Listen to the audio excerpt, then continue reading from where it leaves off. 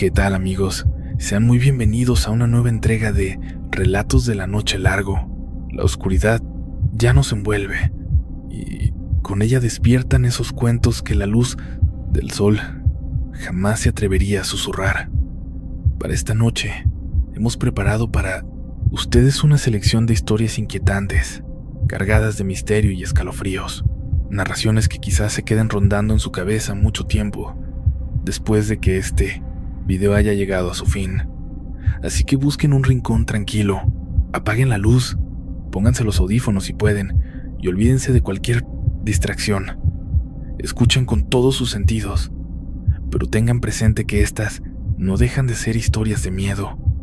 Que estos sucesos hayan tenido lugar alguna vez no quiere decir que deban pasarles a ustedes.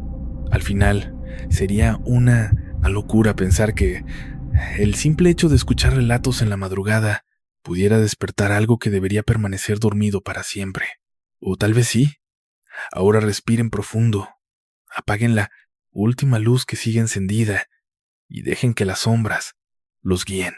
Bienvenidos sean todos una vez más a Relatos de la Noche Largo, ese lugar donde cada relato descorre el velo hacia secretos que tal vez la humanidad nunca debió desenterrar. Y ahora, que comienza el primer relato.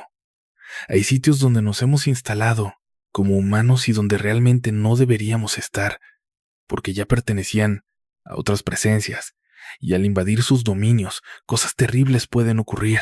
Esta es la historia de Ignacio y aquí vamos a contarla. Eleazar tiene un padre, que desde hace muchos años y hasta el sol de hoy, es prácticamente su héroe. Es alguien que para él representa una figura de autoridad, de sabiduría, alguien en quien sueña convertirse cuando sea adulto. Tienen una relación muy especial, aunque Eleazar también, con el paso del tiempo, ha vivido esas etapas normales de pasar de ver a ese héroe de caricatura a transformarlo en un hombre de carne y hueso, con sus errores y sus virtudes. Él me cuenta. Narrador, mi papá es muy ocurrente, es un tipo muy gracioso. Mi papá, a quien le guardo todo el respeto y cariño del mundo, tiene la cabeza bastante pequeña. Le encanta usar unos lentes enormes, de forma redonda, y eso, de entrada, le da un aspecto muy pero muy divertido. Además, tiene unas cejas muy pobladas, de un color negro azabache, que parecen verdaderas orugas peludas desplazándose sobre sus anteojos. Porque cuando se sorprende o quiere enfatizar algún punto, alza las cejas y abre la boca por inercia, quedándose así.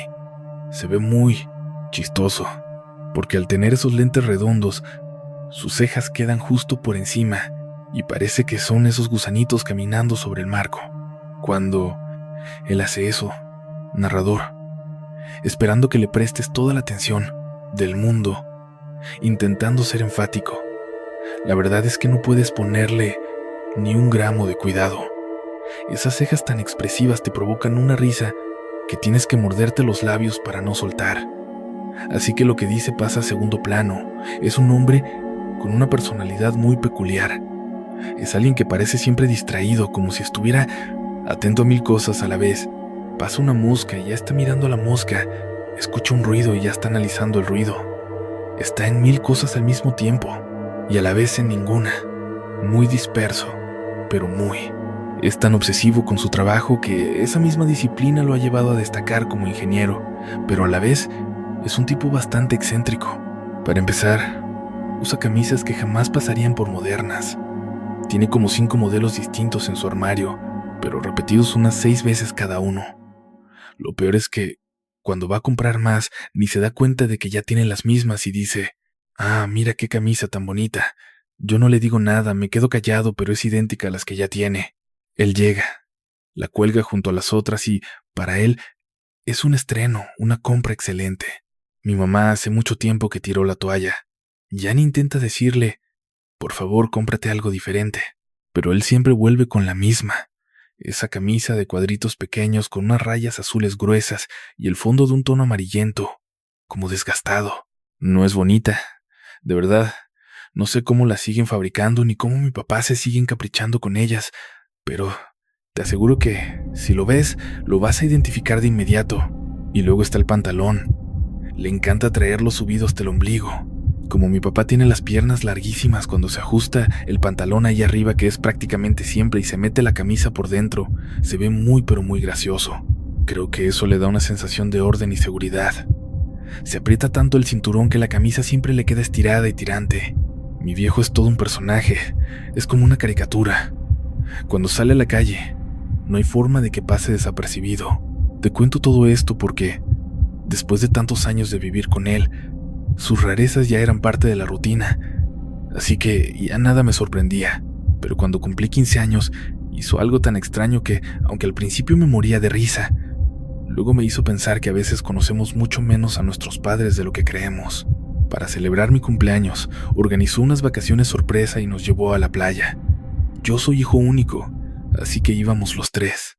Al llegar, antes de ir al mar, nos instalamos en la casa que había rentado.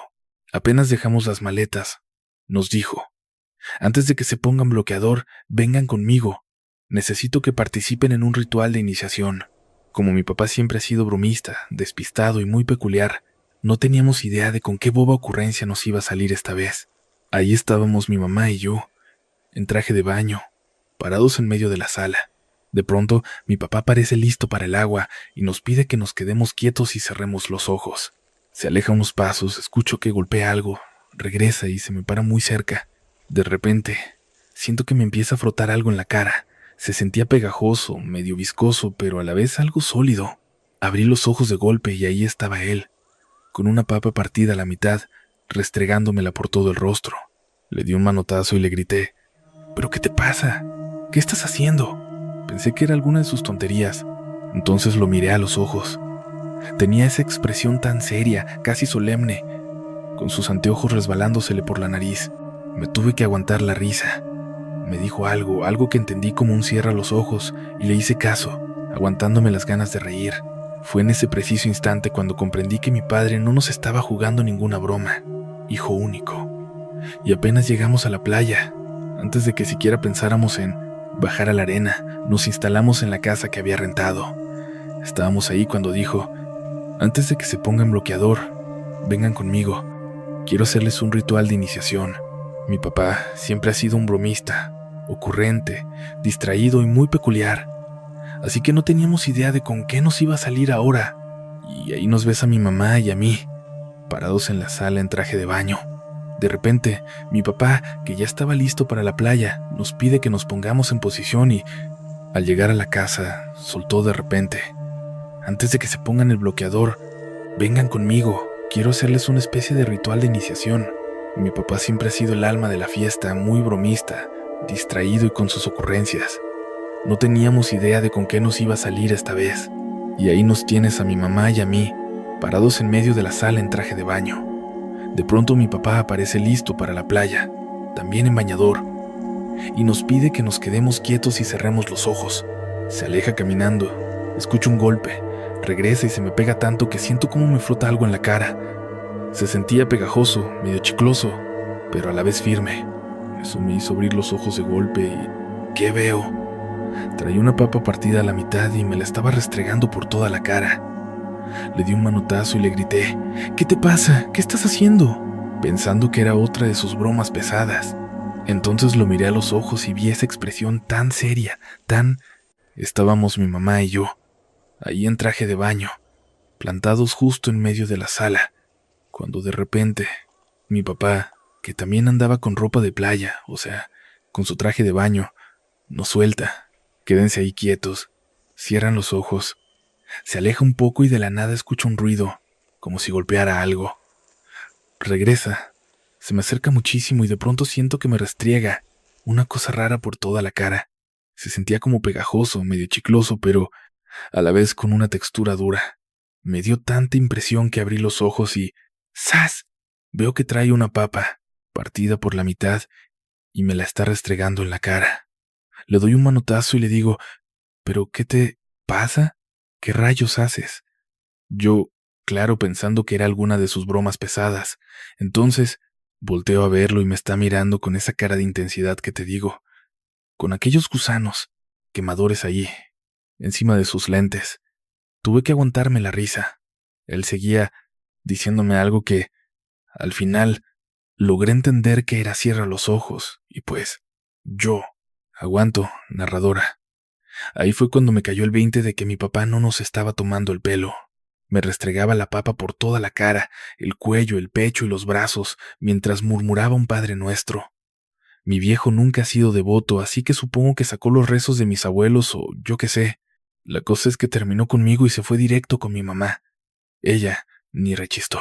No quise preguntarle nada, pero cuando alcé la vista para ver qué le hacía, lo vi ahí, pasando la papa sobre ella una y otra vez, rezando sin parar. Y luego lo vi haciendo señales de crucifijos en el aire. No entendía nada. Jamás lo había visto actuar así en mi vida. Tenía una expresión de una seriedad absoluta, casi aterradora. Al terminar, nos soltó con un tono que helaba la sangre. Tengan muchísimo cuidado. Ni se les ocurra andar en terrenos malditos ni meterse con los fantasmas, que a ellos les revienta que los espíen. Jamás en mi vida había escuchado algo tan perturbador, narrador. No sabía si me estaba tomando el pelo, pero su mirada era tan severa que me quedó claro que no era ninguna broma. Por eso ni me atreví a soltar una risa. El resto del día, lejos de disfrutar la playa, me sentía fatal. Primero, por el olor a papa cruda que me envolvía, que era bastante desagradable. Y segundo, porque no podía dejar de darle vueltas a todo lo ocurrido. A la mañana siguiente, mi papá salió de casa a buscarnos el desayuno. Aproveché que me quedé a solas con mi mamá para encararla. «Mamá, por favor, dime qué demonios pasó ayer, de qué iba todo ese teatro», le pregunté. No entendía ni papa, valga la redundancia de lo que me decía. Me parecía todo tan surrealista que necesitaba una explicación. Ella se puso muy seria y, por primera vez, me miró fijo y me dijo: «Siéntate». Encendió un cigarrillo, le dio una calada y me soltó: «Pon mucha atención, porque no puedo hablar de esto cuando tu papá esté presente. Tú sabes que nuestra boda se retrasó 6 meses, ¿verdad?». Le dije que sí, claro. «¿Sabes realmente por qué fue ese retraso?», preguntó. Le confesé que no, que siempre pensé que a mi papá se le había metido alguna idea loca en la cabeza, y que ella, por ser tan considerada, simplemente había accedido. «No fue algo que se le ocurriera, hijo. Fue una tragedia que vivimos». «Es que no sabías nada», me dijo ella. Estaba tan intrigado que casi no podía respirar. Mi mamá no había empezado ni a relatar cuando ya se había acabado el cigarro, y noté que le temblaban las manos. Me soltó una de las historias más extrañas, tristes y peculiares que he escuchado. De hecho, nunca pude hablarlo con mi papá porque me prohibió tocar el tema. Esto fue lo que me contó. Resulta que en la despedida de soltero de mi papá, él se fue al campo. Y aunque me parezca increíble, porque él es el tipo más urbanita que conozco, en su juventud y hasta antes de casarse, era un apasionado de acampar y de estar en contacto total con la naturaleza. Me hablaba de alguien que yo ni conocía, pero dejé que siguiera. Me dijo que para ese viaje se fue con Lucio, su mejor amigo de toda la vida, quien sería su padrino, alguien de quien jamás había escuchado hablar. Y me cuenta que se fue junto con... Me dijo: «Tú, que siempre has sido súper considerada con él, pues aceptaste». Y luego me suelta: «No, nada que ver con que se le haya cruzado un cable. Fue una tragedia, algo que nos marcó. De verdad no tienes idea». Total, que le confesé que era narrador. No tenía ni idea de a dónde iba a llegar la historia. Mi mamá ya me tenía atrapado por completo. Ni siquiera había empezado a contarme nada y ya se había terminado el cigarro. Me quedé mirando sus manos y vi cómo le temblaban. Me contó una historia de lo más extraña, triste y peculiar. Algo que jamás he podido comentar con mi viejo, porque me prohibió terminantemente hablar del tema. Ahí te va lo que ella me dijo. Resulta que, para su despedida de soltero, mi papá quiso irse al campo. Aunque para mí suena rarísimo, porque él es de ciudad. Resulta que durante toda su infancia, adolescencia y antes de casarse, le fascinaba escaparse a lugares alejados, acampar a la intemperie y estar siempre en contacto directo con la naturaleza. Yo estaba escuchando a otra persona, la verdad. Mi papá es el tipo más urbano que puedas conocer, pero dejé que mi mamá siguiera con el relato. Me contó que se fue con su mejor amigo Lucio, a quien quería como un hermano, y que iba a ser su padrino de bodas. Nunca había oído hablar de él. Y me sigue contando que cuando llegaron los demás amigos, se acercaron a él. Lo empezaron a mover porque estaba en shock y Lucio y otros 2 amigos fueron a un bosque que supuestamente está cerca de la casa. Cuando me lo contaron me pareció rarísimo porque ahí no hay ningún bosque, pero mi mamá insistió en el tema y me quedé escuchando. Me dijo que en ese bosque hay un árbol muerto donde vive una entidad desde hace muchísimo tiempo, algo que nadie ve y de lo que nadie sabe nada. Resulta que mi papá, el señor Lucio, que según mi mamá era su mejor amigo, y otros 2, pasaron justo al lado de ese árbol. De repente Lucio se detuvo y le soltó: «Oigan, ¿qué es ese ruido?». Mi papá, que por cierto no escucha muy bien, le dijo que él no oía nada. Parece que el señor Lucio tenía el oído mucho más fino, porque los otros acompañantes tampoco escuchaban nada de nada. Lucio, como hipnotizado por aquel sonido, empezó a caminar más rápido, alejándose del sendero por el que iban. Se fue directo hacia el árbol muerto, ese que nadie toca porque dicen que tiene una vibra rarísima. Mi papá lo seguía a gritos pidiéndole que se detuviera, pero Lucio llegó hasta ahí y se quedó mirando hacia las ramas más altas. Se quedó un buen rato ahí parado repitiendo: «¿La ven? ¿La ven? Está allí, la niña está ahí arriba». Lucio se veía como en trance, como si hubiera dejado de ser él mismo. Mi papá se puso a un lado y miró hacia el árbol, pero no había absolutamente nada. Empezó a zarandearlo un poco para que reaccionara y le decía: «¿Estás bien? Vamos, reacciona». Pero Lucio seguía señalando a lo alto: «Está ahí la niña, ahí está». Mi papá le gritaba preocupado: «No te vayas a caer, por favor, no te caigas». De pronto, Lucio volteó hacia mi papá y le dijo: «Ya me vio. ¿Dónde está la niña? Se cayó». Pero no había ninguna niña allí. En ese momento mi papá pensó que a Lucio le estaba pasando algo grave. Llamaron a los otros amigos, se acercaron y entre todos intentaron moverlo y tranquilizarlo. Pasó una hora larguísima hasta que por fin reaccionó, y lo primero que preguntó fue si de verdad no habían visto a la niña. Los demás le dijeron que ya estaba bueno, que si era una broma de muy mal gusto, que ya parara porque no tenía nada de gracioso. Estaban asustados por su comportamiento, pero Lucio insistía. Es que estaba ahí, sentada en una rama moviendo las piernas. El ruido que escuché eran sus piernas haciendo crujir la madera al moverse. Mi papá cuenta que, en ese punto, sintió que debían regresar a la ciudad de inmediato. Pensó que Lucio estaba sufriendo un brote psicótico o algo mental serio. Tenían que llevarlo a revisar, pero sin causar alarma. Convencieron a los demás de que lo mejor era retirarse antes de que cayera la noche. Todo el camino de regreso, Lucio se veía fatal. Estaba pálido, derrotado y muy cansado. Apenas llegaron a la ciudad, lo llevaron directo al hospital. Lucio se quejaba de un dolor fuerte en el estómago y pedía algo para aliviarse. Mi papá aprovechó para hablar a solas con el doctor y le contó todo lo que pasó en el bosque. El médico se quedó pensativo y le dijo: «Esto es sumamente extraño. ¿Tiene él antecedentes de alucinaciones o algún historial familiar de esquizofrenia?». El doctor seguía bombardeándolo con preguntas, pero mi papá solo podía responder que no sabía nada de eso y que, hasta donde él conocía a su amigo, estaba bien. Bueno, pasó casi una hora hasta que reaccionó. Lo primero que les preguntó fue que si de verdad no habían visto a la niña.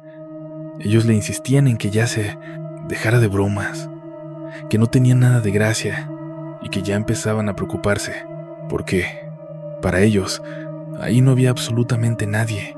Él les juraba: «Es que había una niña sentada en una de las ramas altas del árbol, moviendo las piernas.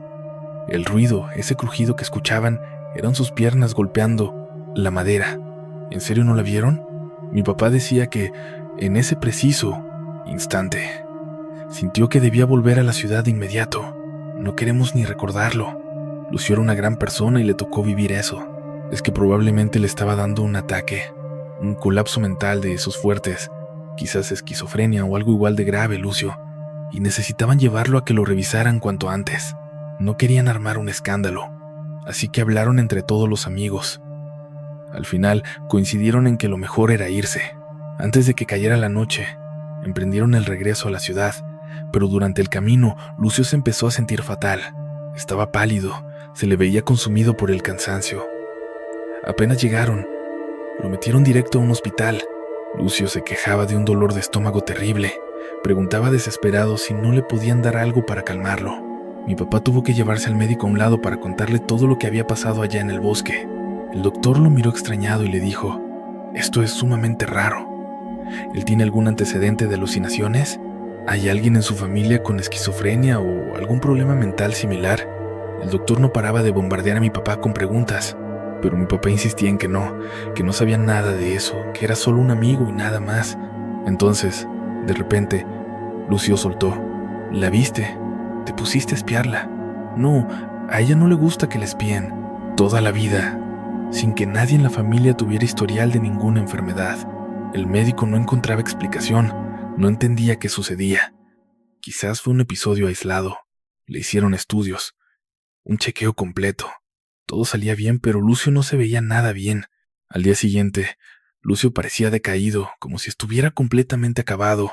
Pasaron los días y mi mamá decía que ella lo conocía perfectamente. Era un gran amigo suyo. Le tenía un cariño tremendo. Era el mejor amigo de mi papá. Una amistad muy cercana. Estaban de acuerdo en que fuera el padrino de la boda. Iba a ser la persona de mayor confianza de mi papá. Alguien clave en la ceremonia, y los dos estaban muy ilusionados con eso. Pero había pasado ya casi una semana, y Lucio parecía haber envejecido 10 años de golpe. Le habían salido canas, y su rostro se veía totalmente demacrado. Hay que decir que mi papá tenía 22 años en ese entonces. Lucio era un año mayor, pero de pronto aparentaba 35 o 40 años. Sé que no es una edad avanzada, pero el contraste en tan solo 7 días era impactante. Se veía muy deteriorado, con unas ojeras profundas, mucho más delgado, y empezó a recorrer doctores. Mi papá estaba sumamente preocupado por él. Se sentía culpable. Mi mamá entendía perfectamente que mi papá ya no pudiera concentrarse en los preparativos de la boda. Le pedía que ayudara a su amigo. Comprendía la gravedad. Lucio perdió su empleo y ya no podía ni siquiera levantarse. Cada día estaba más débil. Cada análisis clínico que le hacían decía que estaba bien, pero no podía estarlo. Él se estaba muriendo frente a nuestros ojos. Llegó un punto en que buscaron alternativas desesperadas. Trajeron a un chamán que realizó una limpia y empezó a decir que había entidades acechándolo, fruto de las envidias de quienes lo rodeaban, pero que no se preocupara, que con ese ritual se iba a recuperar. Y no pasó absolutamente nada, nada de nada. Lucio seguía empeorando a pasos agigantados. Mi papá estaba aterrado. Se quedaba a dormir en su casa para hacer guardias junto a la familia, viendo cómo el hombre se consumía día tras día. Esperaron un par de días tras el chamán y luego trajeron a una bruja. La mujer comenzó a pasarle un huevo por el cuerpo, tiró las cartas, usó cuarzos, imanes y 1000 cosas más. No sucedió nada. Dio 1000 explicaciones, inventó 1000 historias y nada. Finalmente, buscaron a una santera. Esta mujer tenía renombre. Decían que era santera y hechicera, alguien que hacía pactos y contactaba con otros seres para saber la verdad. Llevaron a la santera a la casa y, justo antes de entrar, mi mamá cuenta que la señora, sin saber nada del caso, se detuvo afuera, miró a todos lados y dijo: «Esta casa tiene peste, esta casa huele a muerte, esto no está bien». Entró sin que nadie le indicara dónde estaba Lucio. Seguía un rastro invisible solo para ella y repetía: «Esta casa tiene peste, alguien aquí está embrujado». Entró a una habitación y para ese momento Lucio era solo un puñado de huesos sobre la cama. El pobre tipo ya no tenía energía, aunque seguía consciente y podía hablar. Los estudios ya detectaban anemia y complicaciones, pero sin causa aparente. Por más exámenes que le hacían, no encontraban la raíz del mal del señor Lucio, y los medicamentos simplemente no le hacían efecto. Los especialistas no sabían qué más hacer, ninguna opción funcionaba. Y fue entonces cuando entró la santera. Todos se quedaron helados. «¿A quién?», preguntó alguien. A la niña», respondió Lucio. «¿Viste a la niña en el árbol? La peste. No debiste haberla visto. A la peste no le gusta que entren a su casa sin haber sido invitados». La familia no entendía ni jota de lo que estaba pasando, pero mi papá sí captó la gravedad del asunto. Él le dijo: «Yo estuve ahí en el bosque con él. Yo también entré, pero a mí no me pasó nada». Lucio lo miró y respondió: «Porque tú no la invadiste. Él entró, él se metió a la casa de la peste y la vio. Y pues, lo lamento mucho, pero la peste está furiosa contigo y se está cobrando la factura. Lucio, con la voz quebrada, le suplicó: «Bueno, pues dile a la peste que, por favor, me perdone y que me deje en paz». Pero la santera intervino tajante: No, con la peste nadie habla. La peste no es buena. La peste es la peste. Tanto mi papá como la familia le rogaron a la santera que los ayudara, que hiciera algo. Ella los miró con lástima y les dijo: «Escuchen bien lo que les voy a decir, tomen nota. Cierren sus asuntos. Empiecen a dejar todo en orden. No dejen nada pendiente. No se aferren a nada, porque se metió con algo maligno y no lo va a soltar. Aquí ya no hay vuelta atrás». Y antes de que pudieran reclamarle que era injusto, ella sentenció: «Así es la vida. A veces la vida no es justa. Y lamentablemente, a ti te tocó vivir esto». Dio media vuelta y se fue, dejándolos ahí, solos con su tragedia. La familia, deshecha, tuvo que ver cómo Lucio se marchitaba durante un par de días en esa situación tan desesperante. Empezó a llamar a todos sus amigos, a toda su familia, incluso a los que vivían lejos. Fue como un funeral que duró 2 meses. 2 meses viendo cómo ese hombre se despedía de cada persona que quería. Por más médicos que consultaron, por más medicinas que le dieron y más chamanes o brujos que trajeron, no hubo forma. Simplemente, una noche, mientras dormía, se fue y ya no despertó. Cuando mi mamá me contaba esto, al narrador se le salían las lágrimas y se le veía el corazón destrozado. Yo me le quedé viendo y le dije: «¿Lo que me cuentas?». «No, mamá, no esperes que pueda creérmelo. Es algo fuerte, pero parece un cuento de niños». Ella me miró a los ojos y me dijo: «Yo lo vi, hijo. Te aseguro que no es un cuento». Entonces le dije: «Ok, pongamos que te creo. ¿Y qué era eso de la peste?». Ella me pidió desesperada: «No le vayas a decir nada de esto a tu papá, ni le menciones que te conté la historia. No tienes idea. No tienes la menor idea de cómo terminó tu papá después de aquello. Nos casamos y estuvimos juntos, pero él quedó marcado, destrozado. Nuestra boda fue un momento muy triste. Si te fijas bien en la casa, ni siquiera tenemos fotos de ese día». «Vale, está bien, te voy a creer, mamá. Pero, ¿qué onda con eso de la papa?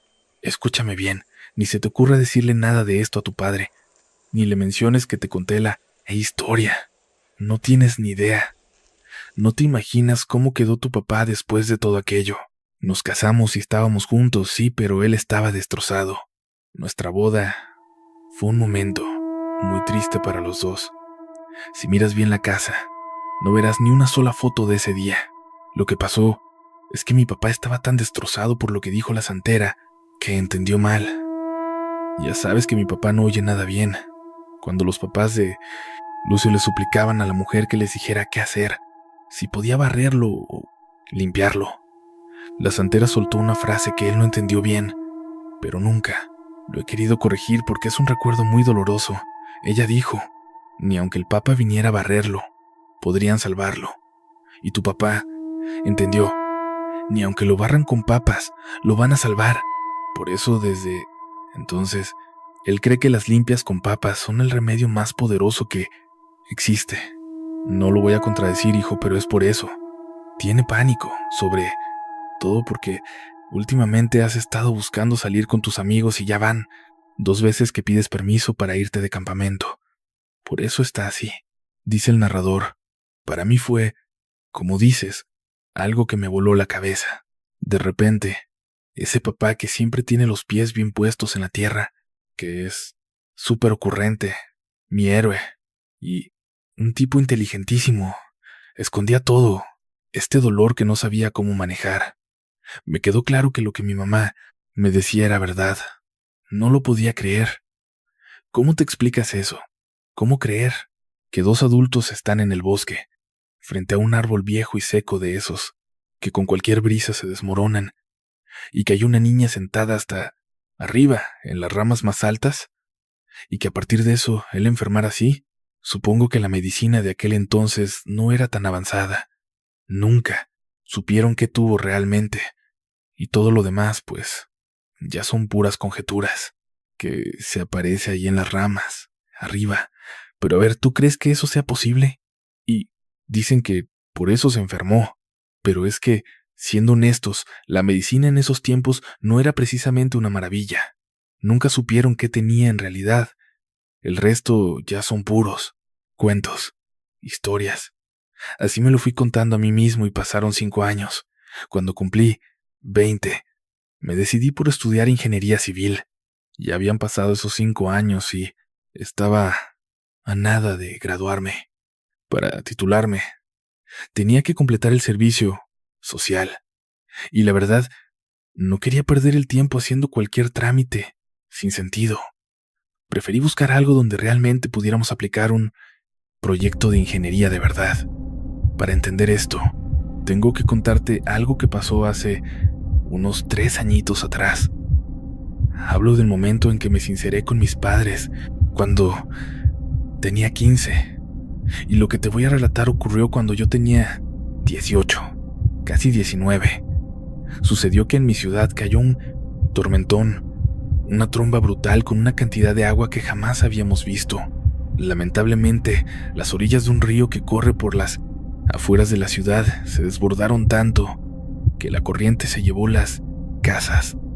A pesar de que muchas veces les advirtieron a esas personas que no levantaran sus viviendas ahí, lo hicieron, y el río se llevó casas y familias enteras. Fue un momento durísimo para toda la ciudad, durísimo. Pero aquí viene lo importante. Más allá de las faldas del río había colonias, y hubo 2 en particular donde el agua entró, inundó todo, y dejó las estructuras tan dañadas que el mismo gobierno intervino para impedir que la gente volviera. El lugar llevaba 3 años abandonado, un pueblo fantasma, ahí, en las afueras, muy cerca de la mancha urbana. Y aunque no era precisamente una zona de lujo, ni de gente adinerada, era un sitio que tenía su encanto por su cercanía con la naturaleza. Entonces, le propuse al encargado, vamos a restaurar eso, hay que rescatar esas viviendas. Quería que esas 2 colonias que quedaron tan afectadas años atrás volvieran a cobrar vida, que los que aún estuvieran entre nosotros regresaran a sus hogares. Además, esas colonias tenían su parque, su zona de juegos, y yo me iba a encargar de buscar fondos y voluntarios. Cuando le solté la idea al ingeniero a cargo del proyecto, no sabes, se le iluminó la cara. Me preguntó, ¿de verdad te atreves a hacer esto? ¿Tienes idea del lío en el que te estás metiendo? Y yo le contesté, no, aprovechemos mi ignorancia, ingeniero. Se soltó una carcajada y me dijo, conocí a tu padre, ¿eh? Eres igualito, igualito a él. Está bien, te voy a apoyar, pero ese proyecto te estás metiendo en cosas muy turbias. Cuando dijo eso me le quedé viendo y le pregunté, ¿a qué se refiere con cosas turbias? No, vamos a hacerlo, todo legal. Yo no quiero sacar dinero para mí, esto es por donaciones. El ingeniero me miró fijamente y respondió, no hablo de ese tipo de turbiedad. ¿No conoces las historias de ese lugar? ¿Sabes que dicen que está embrujado? No quiero que, cuando empieces a ir a inspeccionar el terreno, porque vas a tener que pasar a tiempo ahí, a veces hasta de noche con tus compañeros, me vengas, después con cuentos de fantasmas, y quieras echar todo abajo. Te voy a apoyar, así que no quiero que salga a relucir tu lado miedoso. Al decirme eso, me molesté y le dije, ingeniero, ojalá que, te lo digo desde ya, no me vengas con historias de fantasmas ni te me eches para atrás ahora, porque aquí estoy para apoyarte. No quiero que al final me salgas con que el niño es un miedoso. En cuanto me dijo eso, me hirvió la sangre y le solté. Ingeniero, espero de todo corazón que esto sea una broma de muy mal gusto, porque aquí venimos a trabajar en serio. Usted fue mi maestro durante 2 años, de la carrera, y le tengo mucho respeto. Por eso quiero creer que solo me está tomando el pelo. Puede que sea un novato ingeniero, pero ante todo, soy un profesional. Al escucharme, solo alzó las manos en señal de rendición y me contestó, tú mandas. Así que, ni hablar, ingeniero, adelante. Empezamos. A mover todo, ¿sabes? De pronto una compañera con la que durante toda la carrera me llevé fatal. Nunca tuvimos ni un gramo de química. Se me acercó, me pidió perdón de la nada y me soltó. Por favor, déjame participar en tu proyecto. Nos tomó como una semana, porque esto es apenas el anteproyecto. Antes de pisar el terreno tuvimos que lidiar con un montón de trámites que no te alcanzas a imaginar. En esa semana estuvimos charlando y, siendo muy franco, le pregunté, a ver, dime la verdad, ¿por qué esa disculpa tan repentina? Y ella me contestó, mira, me hice una imagen de ti que nada que ver. Durante toda la carrera te vi como alguien arrogante, egoísta, súper cerrado y demasiado competitivo. La verdad, tu actitud me caía gorda, por eso nunca congeniamos. Luego añadió, pero cuando expusiste ese proyecto y escuché el plan descabellado que tenías, me quedé pensando dos cosas. O eres una excelente persona y yo estaba muy equivocada. O eres un completo idiota y ni te has dado cuenta. Así que sí, me disculpé por todo lo que nos habíamos hecho, pero también estoy aquí por el chisme. Quiero ver qué es lo que realmente pasa. No me caías bien, por eso siempre chocábamos. Me soltó, luego siguió. Pero cuando vi tu presentación y me enteré de lo que te esperaba, de lo fría que se iba a poner la cosa para ti, me quedé pensando en dos cosas. Primero, tal vez eres buena gente y yo estaba completamente equivocado sobre ti. O segundo, eres un idiota y no tienes ni idea de dónde te has metido. Así que, bueno, te debo una disculpa por todas las veces que nos tratamos mal. Pero mira, dejando eso de lado, estoy aquí también por el chisme. Ya suéltalo. Muero por saber qué es lo que está pasando realmente. ¿Sabes qué va a pasar? Siento que no tienes ni la menor idea de dónde te acabas de meter. Y solté una carcajada porque me dio la impresión de que ella solo quería llevar la fiesta en paz y entablar una amistad. Le dije entre risas, ¿y qué hay de esas historias de fantasmas? Ella se me quedó mirando fijamente y me soltó, es que no son historias, ahí realmente hay fantasmas. Entonces le respondí, mira, somos ingenieros, no buscadores de fantasmas. Yo no creo en esas tonterías. Ella me miró y sentenció, no importa si crees o no. Hay sitios a los que no deberíamos ir, pero bueno, por el chisme yo te voy a acompañar. Y cumplió. A la semana siguiente, ya estábamos listos para visitar los primeros puntos y revisar cómo estaba el terreno y la estabilidad de las construcciones. Ya contábamos con todos los permisos del gobierno para realizar las inspecciones pertinentes. Primero teníamos que delimitar toda el área, poner señalética. Un montón de trabajo para solo 2 personas que además éramos novatas. No habían pasado ni 2 horas desde que llegamos a ese sitio, que, aunque no era exactamente a las orillas del río, era una zona extremadamente húmeda por la que corría agua. Como siempre caían esas lloviznas persistentes. El lugar era un lodazal. Antes de que fuera mediodía, yo ya estaba cubierto de barro hasta el pecho. Ella no paraba de reírse y me decía, no entiendo cómo es que terminaste así de sucio si tu cara está impecable. Yo le respondí, ¿y mis manos qué tal? Y mis manos estaban, mira, impecables, limpias. Pero de las mangas hacia abajo, parecía que me había tirado a nadar en un pozo de lodo. ¿Por qué pasó eso? Ni idea. Supongo que iba dando zancadas y brincos, totalmente distraído, sin fijarme dónde pisaba. Pero para que te des una idea del lugar, había casas que estaban tan dañadas que, si apenas rozabas una pared, se venía todo abajo. Era como estar caminando en medio de un pueblo fantasma. Quizás por eso estaba tan concentrado en el trabajo, que ni cuenta me di de lo embarrado que estaba. Las casas, narrador, daban la impresión de haber quedado congeladas en el tiempo. Había una mesa de madera justo en lo que debió ser el comedor. Una de sus patas estaba rota y doblada, y los platos estaban tirados en el suelo, exactamente donde habrían caído. Era una locura. Cucharas y tenedores esparcidos por el piso, como si hubieran quedado en su sitio de siempre. Contra una pared destruida, había un mueble cubierto de telas hechas trizas. Con el paso del tiempo, la humedad y el aire hicieron lo suyo, pero, fíjate, narrador, en la parte central del mueble todavía quedaba un poco de tela y se veía hundida. Daba la sensación, la verdad, de que alguien hubiera estado sentado ahí. Ahí empecé a entender, con razón dicen que aquí pasan cosas, con razón dicen que hay fantasmas. Entramos a otra casa y cometimos el error de subir al segundo piso, algo que no debimos hacer por el mal estado de la estructura. La planta baja parecía haber sido arrasada por una inundación que entró por la puerta del patio, llevándose todo a su paso y arrojándolo hacia afuera. Las paredes estaban carcomidas, no había muebles, estaba prácticamente vacía, pero en la cocina aún quedaban restos de cosas clavadas en las paredes, como un cuadro lleno de moho. También había una vieja pila para lavar los trastes, pero estaba completamente destrozada. Fue ahí, en esa casa, donde decidimos subir al segundo nivel, aunque, como te digo, no debimos hacerlo porque se empapó por completo y, bueno, el viento y el paso del tiempo hicieron el resto.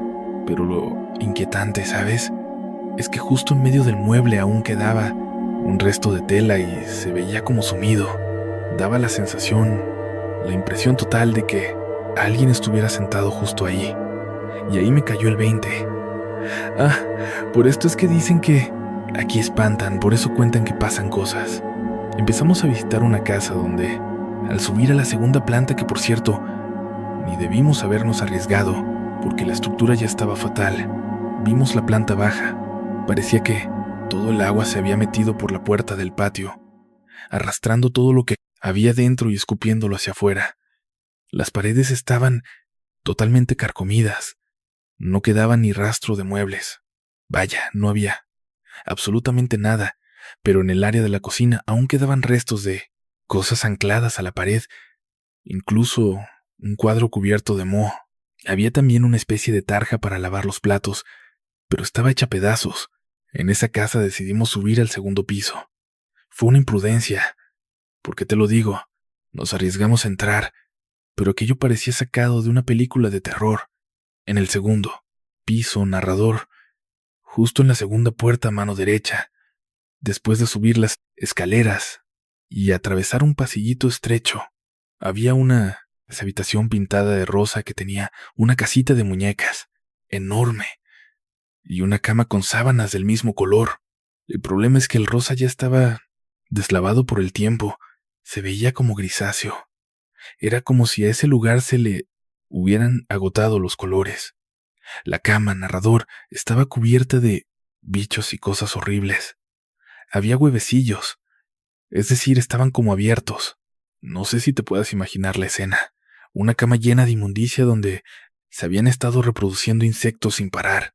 Era como un nido de cosas que habían dejado allí. El armario donde se guardaba la ropa estaba infestado de polillas, pero cuando digo infestado, es que al abrir la puerta salieron como si fuera una parvada de pájaros asquerosos. Salimos de ahí disparados, aterrados, y yo empezaba a entender por qué decían que era un pueblo fantasma. Parecía el set de una peli de miedo. Fuimos a otra casa, sí. Llegabas, entrabas por la puerta, pasabas por el comedor y la sala. La zona parecía estar bien, pero cuando te acercabas a la cocina, narrador, no había paredes. Se habían derrumbado por completo. Era como estar parado en medio de la nada. El problema es que el techo del piso de arriba todavía se sostenía. Y cuando nos dimos cuenta de eso, nos quedamos paralizados pensando, ¿sabes que esto se nos puede venir encima en cualquier momento? Así que nos fuimos de allí caminando, con muchísimo cuidado, porque si caminabas rápido, podías generar la vibración suficiente para que se desplomara sobre ti algo que estaba prácticamente sostenido por palillos, una construcción que pesaba toneladas. El lugar daba a miedo. El parque estaba intacto, pero todo cubierto de una mugre densa. Como no, había nadie cerca, y la colonia más próxima estaba bastante retirada. El viento hacía que los metales rechinaran por todas partes. Soplaba de una forma muy distinta a lo que estamos acostumbrados en la ciudad. Había un silencio absoluto. Los sonidos se escuchaban más agudos y, además, la atmósfera del lugar era pesada. Yo entendía que estábamos en un pueblo fantasma, pero ¿fantasmas? Eso no pasa. ¿Sabes? Esa es la historia de mi papá de hace años, un cuento que me relató mi madre. Esa es la idea que tengo. Empezamos los trámites. Ya hicimos las inspecciones y sabemos qué debemos hacer. Ahora vienen otro tipo de estudios para decidir qué casa se puede rescatar y cuál no. Fue solo una visión preliminar. Tomamos un montón de fotos, tenemos ideas. Y entonces, en una de esas fotos, cuando la revelamos, narrador, aparece la cara de una niña asomándose desde el cuarto rosa. No el cuerpo, solo la cara. Está ahí, justo afuera de la habitación observándonos. No tienes idea de lo que sentí al verlo. Volteé con mi amiga y le dije, a mí no me vas a Asustar. ¿Qué clase de broma es esta?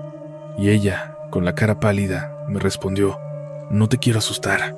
Ahí están las fotos que sacamos. Yo le reclamé: pero esos son puros efectos especiales que le pudiste haber pedido a cualquier amigo. Que no se los pedí. Esa cosa está ahí, en el negativo. Está captada ahí. Te dije que nos estábamos metiendo en un lugar embrujado. La verdad, no le creí. No tenía caso ponerme a discutir cosas que no venían al caso en ese momento, así que mejor seguimos con lo nuestro. Perdí la cuenta del tiempo. Pensé que sería algo rápido, pero empezaron a surgir complicaciones, permisos, problemas de personal, agendas que no cuadraban, en fin. Al final, para la segunda vuelta solo quedamos 4. Éramos esta chica, tu servidor y 2 compañeros más. Fuimos a inspeccionar qué casas se podían rescatar y cuáles no. Algunas ya las dábamos por perdidas, como esa que te contaba, que parecía mantenerse en pie solo por obra de milagro, porque era un montón de palillos apilados. No tenía ningún sentido que siguiera allí. Decidimos separarnos para revisar cada quien una casa por su cuenta. No pienses que fue la peor decisión de nuestras vidas. Cuando estás en el terreno, no estás en una película de terror. Evaluamos los riesgos reales, y los fantasmas no entran en esa categoría. Las fotos que vi no me parecieron reales. Además, el tiempo nos pisaba los talones. Teníamos que revisar 2 colonias, unas 27 casas en total. Determinar si se podían salvar o no en apenas unas horas era una labor titánica. Así que nos dividimos. Cada uno eligió su casa basándose en los cuadrantes que habíamos marcado en el mapa. No pasaron ni 10 minutos. Yo estaba dentro de la casa de la mesa rota, esa donde los platos seguían en su sitio. De pronto, escuché el grito de mi compañera, un grito desesperado, de alguien que perdió la cabeza. Salí disparado de la casa gritando: ¿Dónde estás? ¿Dónde estás? Me di cuenta de que ella no me oía. El grito se alejaba cada vez más, saliéndose de los límites de la colonia. Corrí tras ella bajando por una pendiente y, de repente, noté algo que siempre había estado ahí pero que nunca había visto: un bosque. No era muy extenso, pero era un bosque denso, un conjunto de árboles en esa zona. Me resultó rarísimo, porque jamás le había prestado atención. Debo ser sincero, casi nunca salgo de la ciudad por esa ruta. Suelo usar otras salidas o simplemente viajo en avión. No es un camino que frecuente, pero aún así, ¿cómo es posible que no me hubiera percatado de esa parte de la ciudad?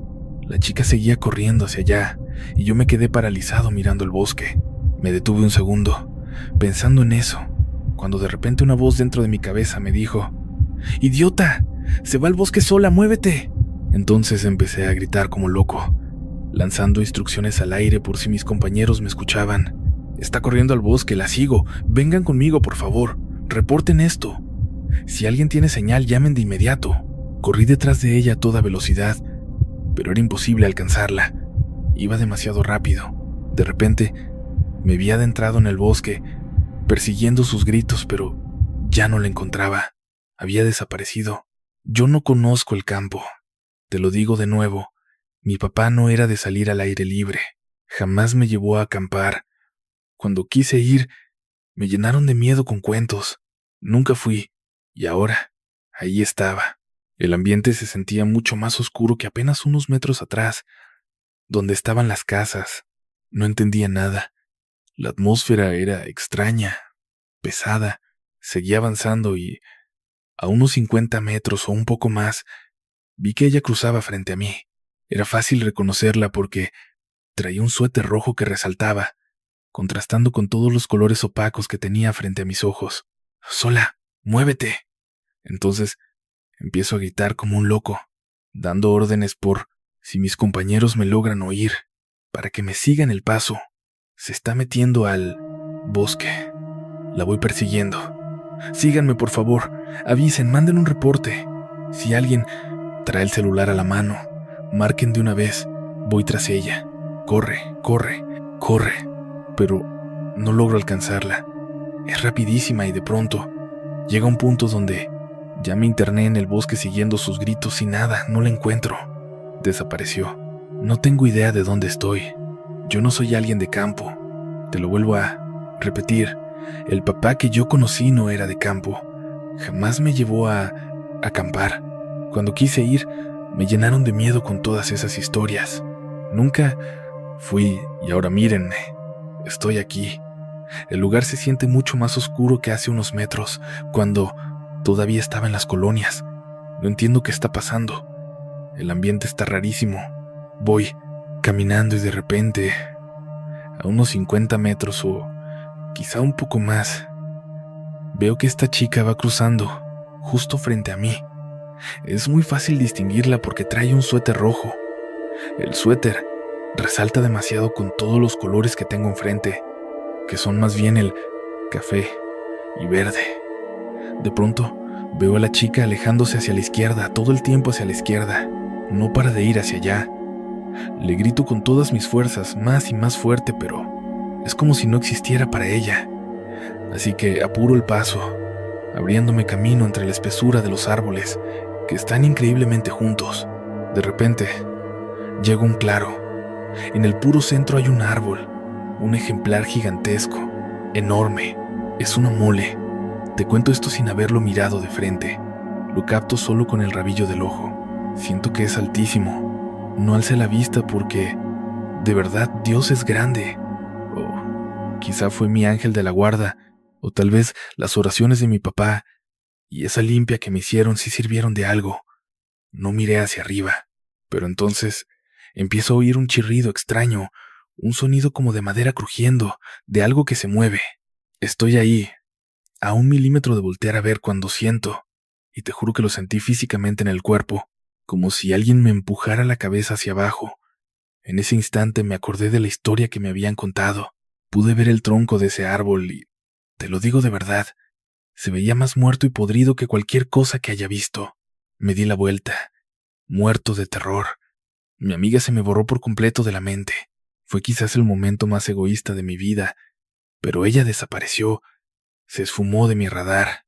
Instintivamente comencé a caminar y seguí escuchando ese crujido, constante, persiguiéndome mientras salía de ahí. Seguía caminando, sin rumbo fijo, sin recordar por dónde entré, buscando el punto donde los árboles se veían más claros. Caminé y caminé, sin parar, hasta que de repente aparecí justo en el mismo lugar por donde me metí al bosque. Tenía un sudor frío recorriéndome el cuerpo. Me sentía agotado, al límite, con un estrés que me estaba matando. Con las pocas fuerzas que me quedaban comencé a subir, pasito a pasito, hacia donde estaban las casas. Cuando llegué, ahí estaba la chica de la blusa roja. Mis otros 2 compañeros corrieron hacia mí enseguida. Tenían una cara que mezclaba miedo con una rabia terrible. Me gritaban cosas, pero yo no podía procesar nada. Estaba colapsado.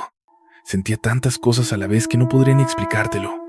Me daba vueltas todo, una y otra vez. Solo quería alejarme. Ellos me decían cosas, pero yo me apartaba, me apartaba. Alguien me abrazó, me tiraron al piso. Estando ahí tirado, me di cuenta de que ya no tenía control sobre mi propio cuerpo. Me empezaron a dar agua. Mira, narrador, lo que te voy a contar pasó como 1 hora después, porque tengo lagunas mentales, lapsos donde perdí la noción. Me sentía fatal.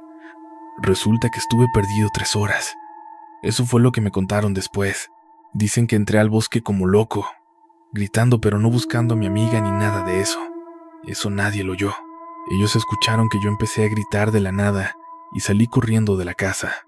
Trataron de seguirme, pero cuando llegué al bosque se escuchó un gruñido tan potente que se quedaron helados del susto. Les dio terror.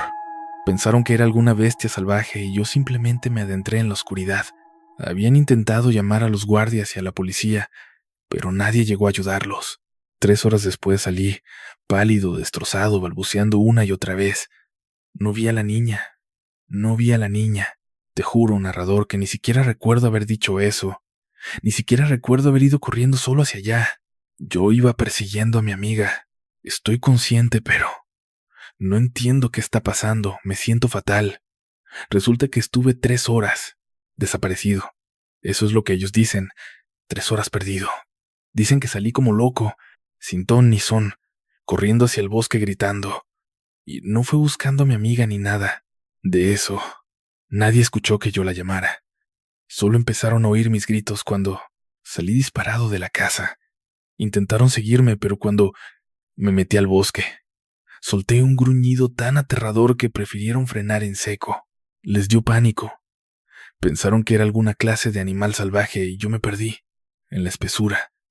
Habían llamado a los guardias, a la policía, pero nadie había venido a ayudar. Y entonces, 3 horas más tarde, aparecí pálido, destrozado, hecho polvo, y no paraba de balbucear una y otra vez. No vi a la niña, no vi a la niña, no vi a la niña, no vi a la niña. Narrador, es que ni siquiera recuerdo haber dicho eso. No me acuerdo de haber salido corriendo solo hacia allá. Yo estaba siguiendo a mi amiga. Amiga, ella iba gritando qué hacer.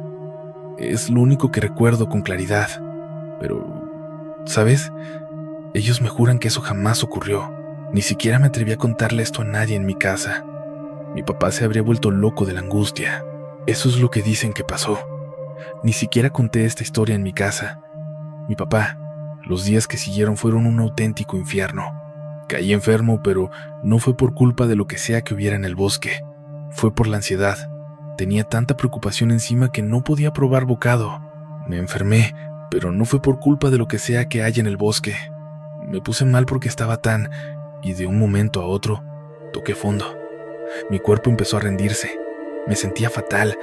La vista se me nublaba y vivía en un estado de insomnio constante. Estaba muy mal. Mi cuerpo empezó a colapsar. Empecé a sentirme fatal, no veía. Por todo este caos, me fui apartando poco a poco del proyecto. Y fue entonces cuando empecé a enterarme de cosas extrañas. Un poco de él, por toda esta situación. Y empiezo a descubrir cosas. Ella empezó a visitarme. La chica de la que te hablé, fuimos novios un tiempo hasta que lo nuestro terminó. Por aquel entonces, ella solía aparecerse en mi casa y me repetía una y otra vez. Te lo advertí. Te dije que ese lugar es un pueblo fantasma. Él me decía, es que te lo advertí, este es un pueblo fantasma. Y yo solo podía soltar una risita débil, sin energía. Aunque debo admitir que en ese momento ella me encantaba. Entonces, me tomó del brazo, me apretó fuerte, puso su mano sobre mi hombro y me dio 2 golpecitos. Es que me daba una paz extraña. Me reconfortaba tenerla ahí cerca. Y empezó a contarme que todos los que estaban en el proyecto habían terminado renunciando, uno tras otro. Al principio fue por lo que me pasó a mí, pero luego uno de los chicos contó que al entrar en una de las casas, vio a un sujeto caminando de una recámara a otra. Así que él empezó a decir, disculpe señor, estamos aquí por temas de ingeniería. Sabe bien que estas casas son un peligro, por favor, váyase. Si usted vive aquí, no queremos molestarlo, pero le insisto, esto es muy peligroso. Solo venimos a rehabilitar la zona. Él seguía dando sus explicaciones, hablando con naturalidad, pero al entrar en la habitación, alguien le susurró directo al oído. Sintió un aliento helado. Lárguese de mi casa. Al oír eso, dice que el tipo no solo salió de la casa, sino que huyó de todo el fraccionamiento. Corrió directo a las camionetas y juró que no volvería jamás. Otro compañero decía que el lugar estaba lleno de brujas. Contaba que entró a un cuarto y vio a 3 mujeres sentadas en una cama, fijas, mirándolo y sonriéndole. Eran mujeres vestidas de negro, con los rostros completamente desfigurados. Al verlas, él bajó corriendo las escaleras, señaló hacia arriba desde afuera de la ventana y gritaba, «Miren, miren, hay gente allá arriba, pero nadie más podía verlas». Hablaban de que, cuando ya todos estaban subiendo a las camionetas, cuando quedábamos como los sobrevivientes de ese grupo, éramos unos 10 inscritos, apenas empezaron a subir cuando, de la nada, en el área de juegos empezaron a oír voces de niños cantando, y los columpios y los juegos empezaron a moverse solos. Cuando se acercaron para ver si en verdad había niños, no había ni un alma, pero los juegos seguían funcionando con una fluidez impresionante, siendo que tenían 3 años ahí, oxidados, trabados, imposibles de mover. Se mecían con una ligereza increíble, como si estuvieran recién aceitaditos. Esta chica, la que después fue mi novia, me confesó que ya nadie quería saber nada del proyecto. Yo tuve que apartarme por completo. Me tomó casi 2 meses recuperar mi salud, volver a sentirme fuerte, tener la mente en paz. Ya no me sentía enfermo, ya estaba tranquilo, sin ese miedo constante a recaer. De repente, caí en cuenta de que había dejado el trabajo a medias, la facultad abandonada, había pausado toda mi vida. Al tratar de retomar todo, sentí una vergüenza que no sé cómo explicarte recordando aquella charla con mi maestro. Él me dijo, no me salgas después con cuentos de fantasmas, no quiero que me vayas a dejar el proyecto tirado. Y ahí estaba yo, con el rabo entre las patas frente a su oficina. Me paré ahí y lo primero que hizo fue levantarse, saludarme, y mientras me estrechaba la mano con fuerza, me puso la otra mano en el hombro, me dio 2 palmadas y me dijo, no te justifiques, no hace falta, vamos a ver tu próximo proyecto. Y bueno, narrador, terminé apoyando en la construcción de un puente, música. Mi familia cree ciegamente en me abraza, me aprieta fuerte, me pone una mano en el hombro, me da 2 golpes. Me dijo muy seria, no busques excusas, cállate y mejor muéstrame en qué vas a trabajar ahora. Y bueno, narrador, terminé ayudando en la construcción de un puente, música. Mi familia tiene una fe absoluta en te voy a hablar de La Llorona. Y es que mi abuela tiene una historia que es de lo más aterradora que te puedas imaginar. Pero mira, yo no creo en ella y ahora te voy a explicar por qué. Mi abuela, verás, no es la típica abuelita dulce que sale en tus historias. Te voy a describir cómo es ella. Mide 1,75 centímetros. Tiene los hombros anchísimos y, fíjate, cuando era adolescente ya tenía esa estatura, a escondidas de sus padres. Se metió a entrenar lucha grecorromana y también le entró al boxeo. Mi abuela es una mujer salvaje, pero salvaje de verdad. Siempre trae el cabello rizado recogido en un chongo, porque si se lo suelta, parece que trae una peluca afro, aunque así es su pelo natural. Jamás le han interesado los temas de estética. Es una persona ruda. Siempre ha sido así toda su vida. Le apasionan todas esas labores que antes decían que eran para hombres. Mecánica, reparaciones del hogar, aprendió carpintería. Es una mujer súper activa, y mi abuelo parece el complemento hecho a la medida para ella. Es un tipo que mide 2 metros, grandote, fuertote, y le encantan exactamente las mismas cosas que a mi abuela. Así que de repente los veías a los dos, arreglando un coche frente a la casa o fabricando muebles de madera. Son 2 personas muy trabajadoras, pero rudas, muy rudas. No son de los que andan hablando con rodeos o con un lenguaje cauteloso. Al contrario, hablan directo, golpeado, dicen lo que piensan y lo que traen en mente, y punto. Si los ves por ahí, los reconoces al instante. Son muy altos, extremadamente altos, robustos y fuertes. Pero lo que más los caracteriza, incluso más que el pelo alborotado de mi abuela, es que ellos tienen una actitud de lo más desafiante.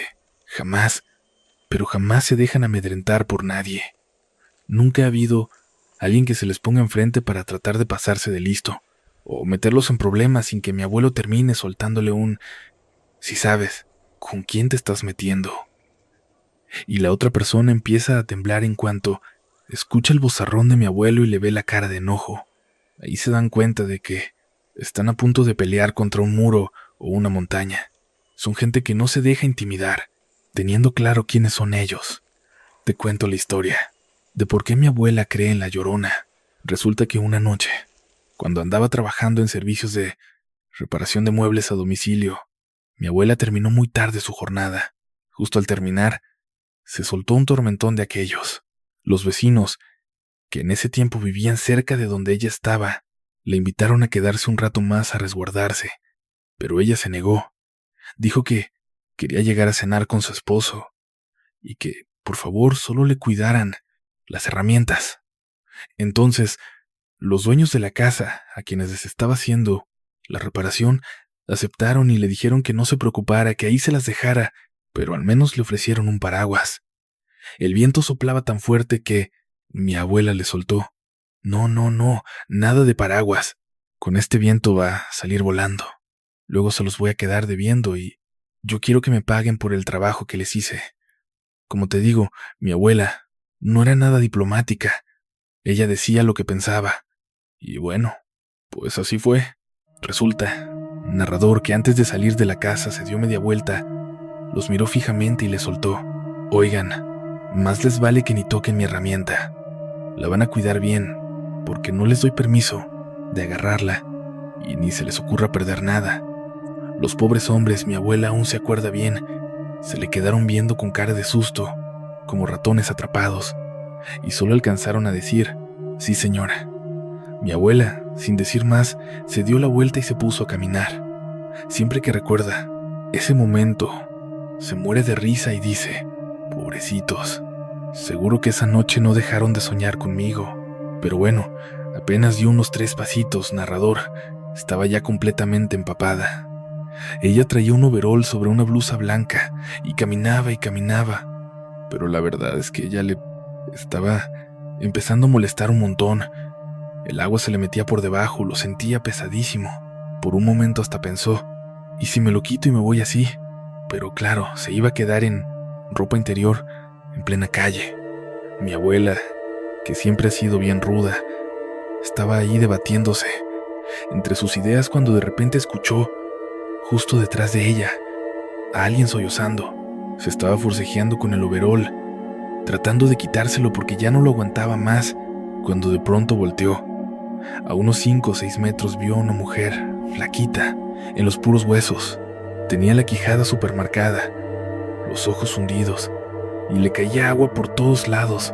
No te digo que haya visto los detalles perfectos, pero esa imagen se le quedó grabada a fuego. Tenía el cabello largo, larguísimo, todo pegado por la lluvia, y vestía una bata blanca. Mi abuela, todavía lidiando con su overol, la miró y le soltó un ¿tú qué? La mujer empezó a acercarse, pero mi abuela jura que su forma de caminar no era normal. Ni siquiera le vio los pies moverse. Era como si simplemente se deslizara cada vez más rápido. Y es que, te repito, mi abuela no es de las que se asustan fácilmente. A ella nadie la amedrenta, pero en ese instante sintió algo, un instinto visceral que le gritaba, ¡corre!